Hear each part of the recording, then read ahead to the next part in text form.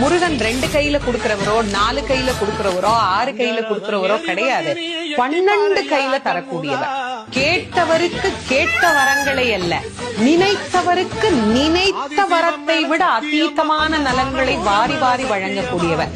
அவர் 12 கையில கொடுப்பார், வாங்குறதுக்கு நமக்கு தான் 2 கை பத்தாது. அப்பேற்பட்ட வள்ளலாக விளங்கக்கூடியவர் முருகப்பெருமான். அவர் வள்ளல்னா பக்கத்துல இருக்கிற அம்மா சும்மா கிடையாது, அவள் வள்ளி. இவர் 1 கொடுத்தா அந்த அம்மா 2 கொடுங்கன்னு வாழாம். அப்படி கணவனும் மனைவியும் போட்டி போட்டுக்கிட்டு நமக்கு கொடுக்க தயாரா இருக்கிறாங்க. வாங்குவதற்கு நாம் என்ன செய்ய வேண்டும்? அவரை நினைக்கணும். எப்படி நினைக்கணும்? அரை நிமிஷமாவது நினைக்கணும். அரை நிமிஷம் எப்படி நினைக்கணும்? எனக்கு கொடுப்பாரு, எனக்கு கொடுப்பாரு, எனக்கு கொடுப்பாருன்னு நினைக்க கூடாது.